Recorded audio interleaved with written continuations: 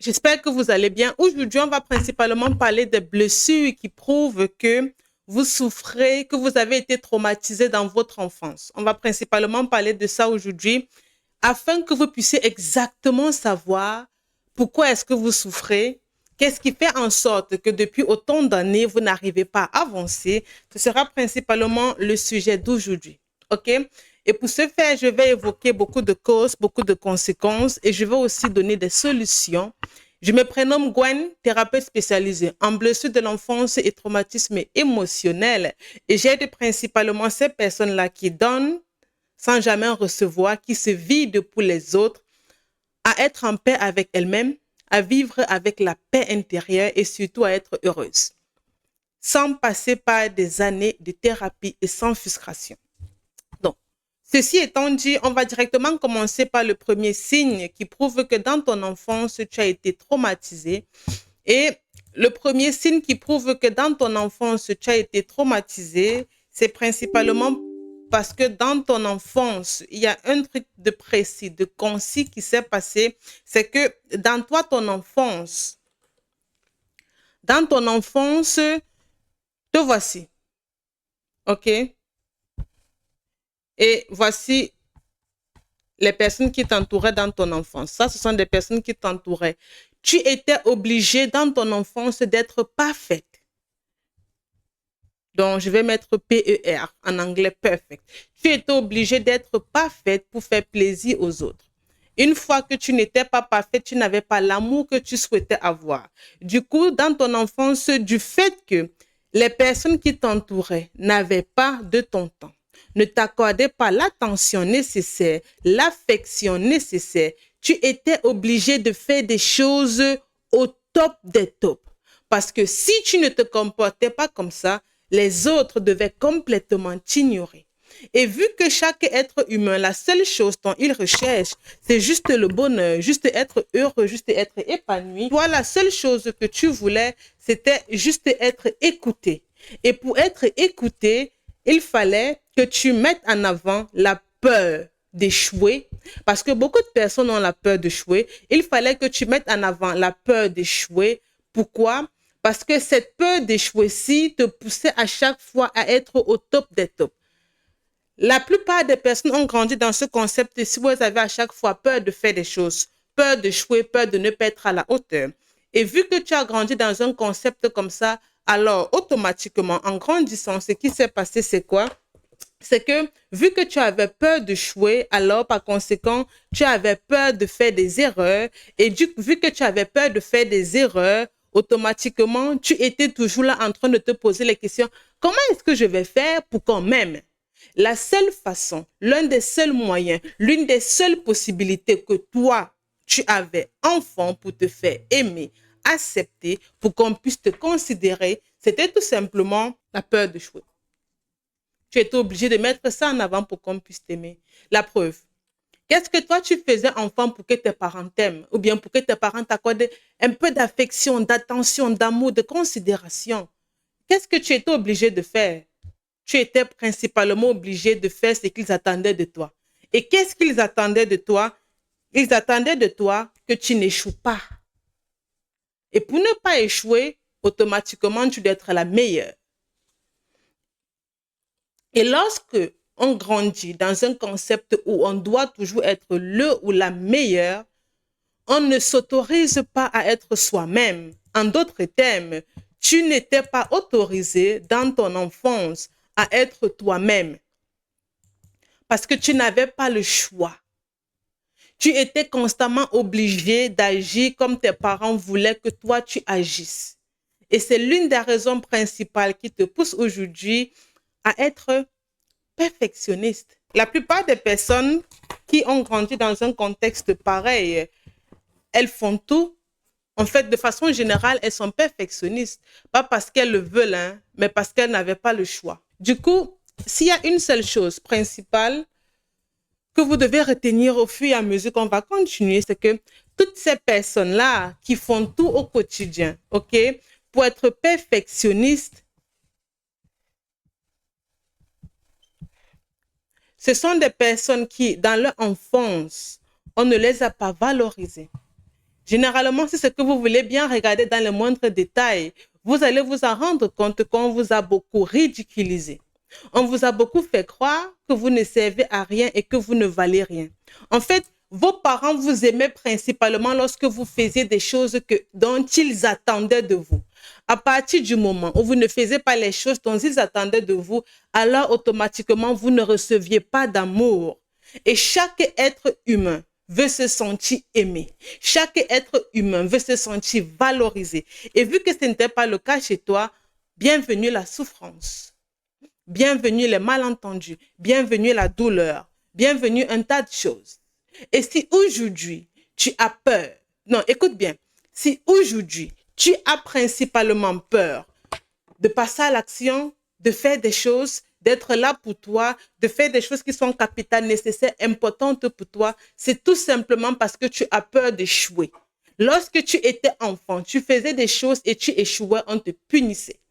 Lorsque tu ne faisais pas exactement ce que tes parents attendaient de toi, on te punissait. Du coup, pour être aimé, tu devais uniquement être à leur merci. C'est la raison pour laquelle aujourd'hui, lorsque tu commences quelque chose, tu bloques là-dessus. Tu vas te rendre compte que tu as commencé tellement de choses, mais à chaque fois, tu bloques là-dessus. Tu bloques là-dessus, pas parce que tu es nul, non. Parce que aussi longtemps que ce n'est pas au top des tops, aussi longtemps que ce n'est pas vraiment parfait comme tu veux, tu auras toujours l'impression que « Ah, mais c'est nul. Ah, mais ce n'est pas comme ça. » Ce n'est pas que c'est nul. C'est que tes parents ne t'ont pas appris, ils ne t'ont pas guidé à te contenter de ce que tu avais. Ils ne t'ont pas appris à apprécier ce que tu as. Il fallait que tu laisses ce que tu as, ce que tu voulais pour eux. Ceci étant dit, pour pouvoir sortir de ce perfectionnisme, si vous avez des enfants qui sont perfectionnistes, qui aiment généralement faire tout à la perfection, il y a de fortes chances que vos enfants ne se sentent pas du tout aimés. Alors, si de façon générale, vous voulez toujours être parfait ou bien vous voulez toujours que vos enfants soient parfaits, ça veut tout simplement dire qu'il y a un gros manque d'amour qui règne. Et ce manque d'amour pousse tes gens à ressentir le vide. Parce que lorsque tu vis avec le manque d'amour, en réalité, tu n'es pas toi. Non. Tu es tout sauf toi. Tu es en fait ce que les autres veulent que tu sois. Ta personne, tes rêves, tes aspirations, c'est à la poubelle. Et c'est exactement ce que toi, tu vis au quotidien. Donc, si tu es une personne qui est perfectionniste, si tu es une personne qui aime toujours faire tout à ce que tout soit parfait, aussi longtemps que les choses ne sont pas parfaites, elles ne vont pas passer à autre chose. Regarde, ce que tu dois comprendre, c'est que aussi longtemps que tu vas chercher à faire des choses pour qu'elles soient parfaites, tu seras toujours autant fatigué et en fin de compte, tu ne vas presque jamais passer à l'action. Pourquoi je le dis? Parce que la perfection n'existe pas. Et lorsque tu veux que des choses soient parfaites, tu vas tout le temps être fatigué. Les personnes qui sont généralement comme ça, en mode, la maison est propre. Elle lave encore la maison. Les toilettes sont propres. Elle relave les toilettes. En fait, elles font tout en double. Elles se disent toujours que ce n'est pas assez. Et le ce n'est pas assez le pousse, comme moi avant, ça pousse la plupart des gens, en l'occurrence toi, ça te pousse à travailler, à te dévaloriser, à penser que tu n'as pas fait assez, à penser que tu dois encore faire beaucoup plus. En mode, tu ne te reposes jamais et tu considères que se reposer est une perte de temps. Si tu considères que se reposer est une perte de temps, ça veut principalement dire que dans ton enfance, tu as beaucoup souffert et ça veut principalement dire que dans ton enfance, on ne t'a pas aimé. Ça, c'est un signe qui prouve que tu as grandi avec un gros manque d'amour. La perfection. Être perfectionniste, c'est bien. Vouloir faire des choses de façon parfaite, c'est bien. Mais il y a des limites, ok?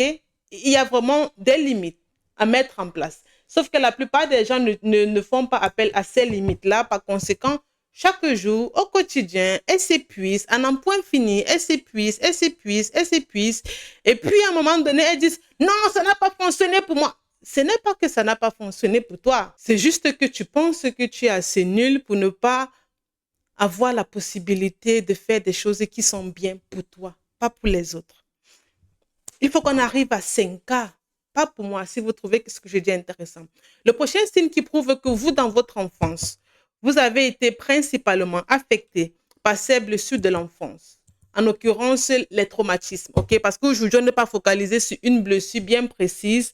On parle de façon générale. Donc, l'une des choses qui prouve que dans ton enfance, tu as vraiment souffert de ces blessures, c'est principalement parce que toi, on ne t'a pas appris à pleurer. Non, toi, tu n'as pas le droit de pleurer.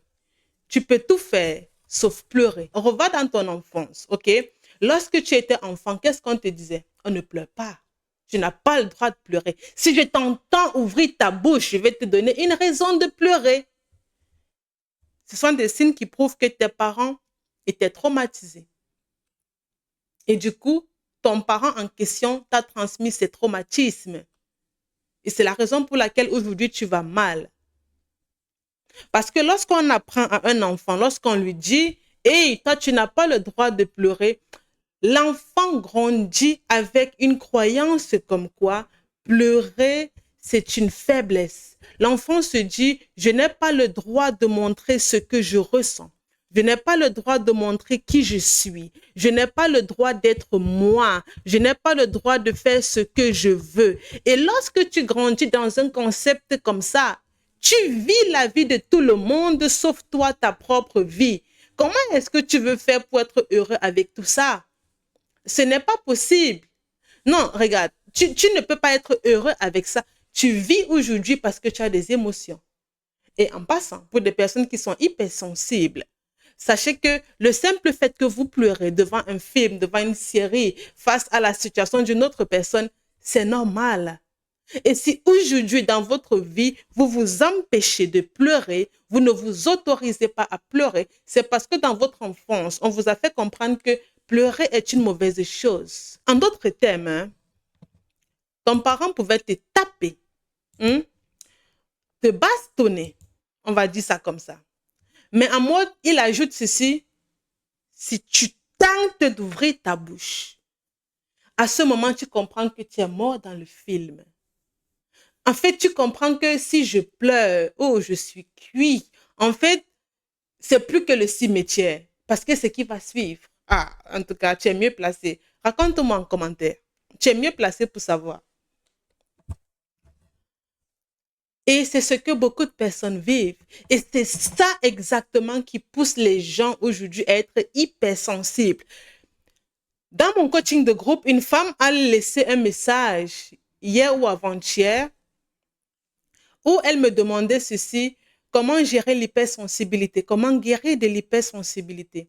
Et puis je lui ai répondu, on ne guérit pas de l'hypersensibilité. Ce n'est pas une maladie d'être hypersensible. Être hypersensible, savoir gérer son hypersensibilité, c'est juste savoir gérer ses émotions. Et pour savoir gérer ses émotions, tu dois principalement t'autoriser à pleurer. Parce que lorsque tu pleures, tu es toi, tu fais ce que tu veux, tu fais ce que tu exprimes ce que tu ressens et tu comprends que pleurer n'est pas une faiblesse et que tu as envie aujourd'hui parce que tu as des émotions. Et c'est la même chose que toi, tu dois comprendre. C'est la même chose. Il n'y a pas de différence. C'est la même chose. Et c'est capital. Et aussi longtemps que tu n'exprimes pas ce que tu ressens, aussi longtemps que tu considères que pleurer est une faiblesse, t'inquiète pas, tu ne sauras jamais gérer ton hypersensibilité. Pleurer n'est pas une faiblesse. C'est la preuve que tu es vivante, c'est la preuve que tu es extraordinaire. Pleurer, c'est la preuve que tu ressens des émotions. Pleurer, c'est la preuve que tu peux aider une autre personne parce que lorsque tu pleures, tu ne pleures pas pour rien. Tu pleures parce qu'il y a quelque chose de précis, de concis qui t'affecte et c'est OK. OK? Ça, c'est le deuxième signe qui prouve que dans ton enfance, tu as beaucoup souffert. C'est la deuxième chose.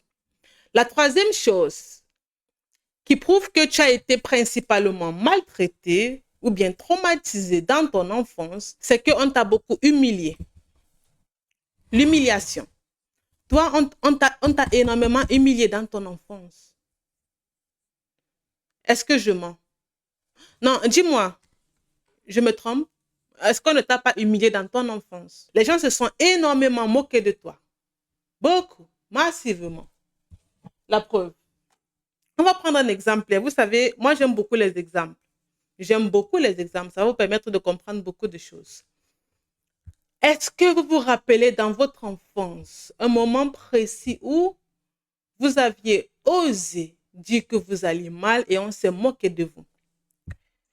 Est-ce que vous vous rappelez un moment dans votre enfance où votre parent vous a humilié dans tout le quartier?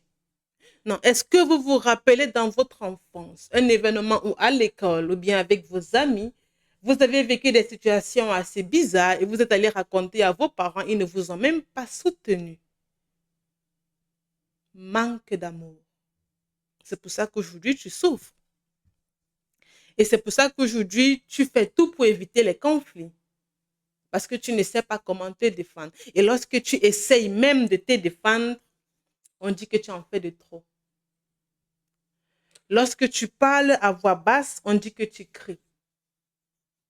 Lorsque tu ne parles pas, on dit que tu te prends.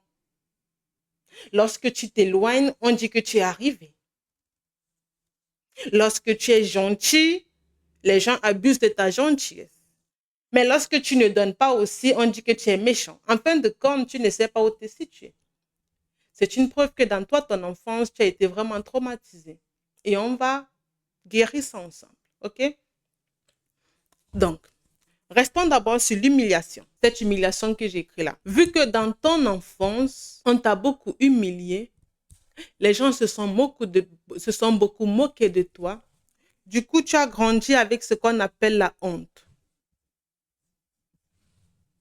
Avec beaucoup de honte. Beaucoup de honte. Tu as grandi et tu grandis toujours avec cette honte-là au quotidien. Tu es massivement impacté par cette honte-ci au quotidien. Pas parce que tu veux réellement. Non, ce n'est pas que tu veux. Non, mais attendez, il y a des gens qui pensent que toi, tu souffres aujourd'hui parce que tu veux souffrir. Hein. Je vous mens pas. Il y a des gens qui le pensent vraiment. Elles se disent, ah, mais toi, tu te prends la tête, tu te prends pour qui? En fait, elles se disent qu'aujourd'hui, dans ta vie, comme tu souffres, c'est parce que tu veux. Qu'est-ce qui prouve que toi, dans ton enfance, on t'a beaucoup humilié? C'est parce que tu as vécu principalement ou bien tu as grandi à un moment donné avec beaucoup de honte. Et lorsque tu grandis avec beaucoup de honte, qu'est-ce qui se passe? Tu as honte de toi, donc soi, donc on a honte de soi. Tu grandis en ayant honte de toi-même. Hormis du fait que tu as honte de toi, tu ne sais pas t'affirmer. Les personnes qui, dans leur enfance, on les a beaucoup humiliées ou bien on s'est beaucoup moqué d'elles, elles ne savent pas s'affirmer. Elles ont tout le temps honte d'elles. Elles ont tout le temps honte de faire des choses pour elles. En fait, limite, lorsqu'elles sont en société, elles veulent disparaître. Elles ne veulent même pas qu'on sache qu'elles sont là. Pas parce qu'elles veulent être toujours invisibles, non. Non, ça n'a rien à y voir. Si toi, au quotidien, tu ressens généralement la honte, s'il y a une chose que tu dois commencer à faire pour éviter de ressentir cette honte qui ne te quitte jamais, mais jamais et chez jamais, c'est comprendre ceci. Regarde, lorsque tu ressens généralement ces hontes-ci, regarde, ça veut principalement dire que tu dois travailler sur ta confiance, la confiance en toi. C'est ce que ça veut principalement dire. Le fait que tu ressens la honte, c'est parce qu'on t'a fait croire que tu n'avais pas le droit d'exister. Rien de plus.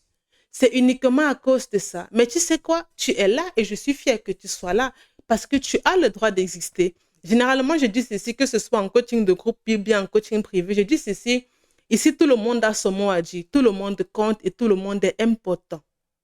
Si tu es encore là, ça veut dire que tu es importante. Tu as le droit d'exister. Tu as le droit. Et tes parents, de par leur façon de t'éduquer, t'ont fait croire que tu n'as pas le droit d'exister parce qu'ils avaient beaucoup de traumas. Et malheureusement, ils t'ont transmis ces différents traumas-là. Tu aurais forcément souhaité que cela se passe autrement, mais le fait est déjà fait. Et c'est important que tu puisses d'abord considérer que toi, tu as le droit d'exister pour aussi montrer à tes enfants que tes enfants ont le droit d'exister. Parce que aussi longtemps que tu auras l'impression que tu n'as pas le droit d'exister, tes enfants, eux, ils n'auront pas confiance en eux et le cycle va se répéter. Par conséquent, les souffrances par lesquelles tu es passé, limite, tu vas les transmettre à tes enfants. De la même façon que toi, tu en veux à tes parents parce qu'ils t'ont fait croire que tu étais invisible, c'est comme ça que tes enfants vont t'en vouloir, toi.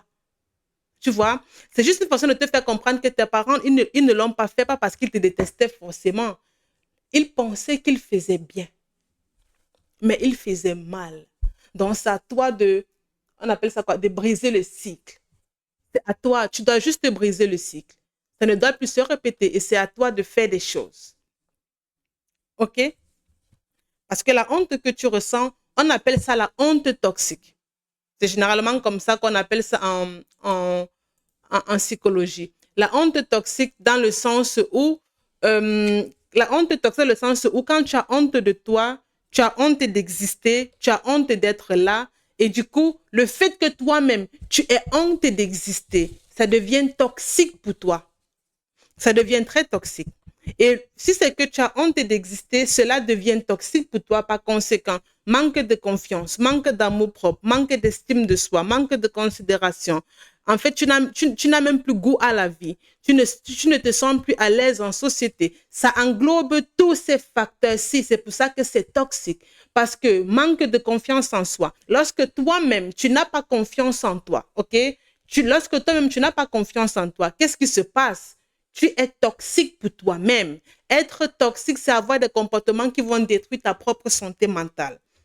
Lorsque tu n'as pas d'amour propre, toi-même, tu t'es détruit. Lorsque tu n'as pas une estime de toi, toi-même, tu t'es détruit. Lorsque tu ne te considères pas, qui ne se considère pas, c'est toi. Du coup, toi-même, tu t'es détruit.